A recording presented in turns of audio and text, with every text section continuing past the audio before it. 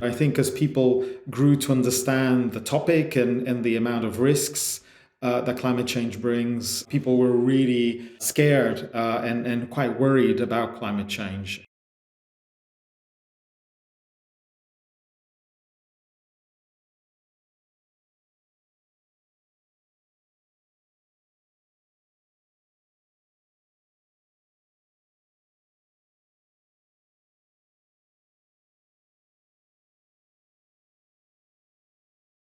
This is one of the first public climate adaptation dialogues ever conducted in the UK.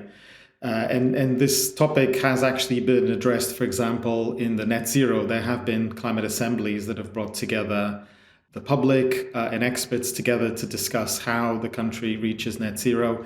But on adaptation, this hasn't happened before. So it was the first time ever that we brought together experts on climate change, on adaptation actions, and about 112 participants that represented roughly four areas of England. So those areas were Dartmoor and Exmoor. It was also Hull and East Riding. These were the sort of more rural countryside groups. And then we had two urban groups. So one was in Manchester and the other one was in inner London.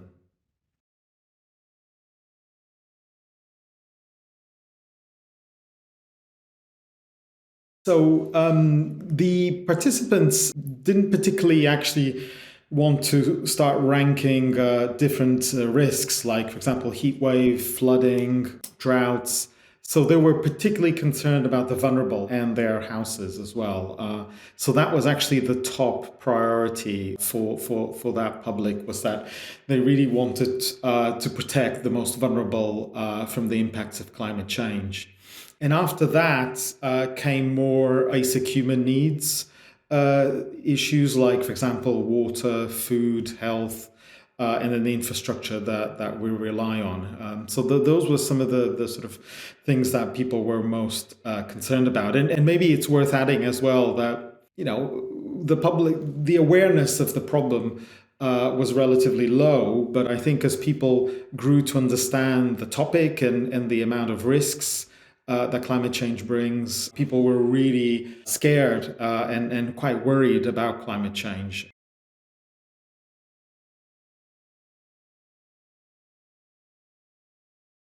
That national conversation is really important because we really need to figure out how do we now prioritize, for example. We need to now expand this into a wider conversation, that includes government, that includes businesses, that includes other key stakeholders. Critical national infrastructure providers, for example, are really important here as well.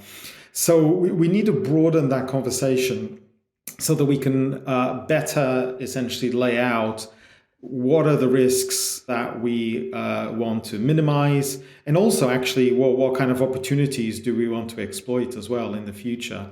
And I think this public dialogue is, as I said earlier, is one of the first of its kind.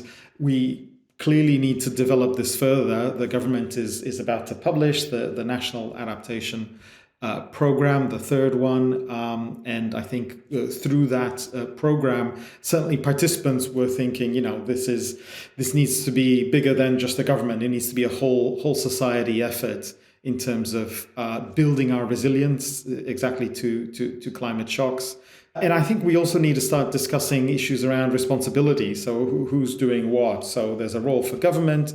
Again, the dialogue showed that the public thinks that the government should take the lead, but there's clearly also a role for the stakeholders that also need to pitch in and essentially develop resilience. So we need to have that. That's why this conversation is incredibly important to move forward so that we can build resilience to a changing climate.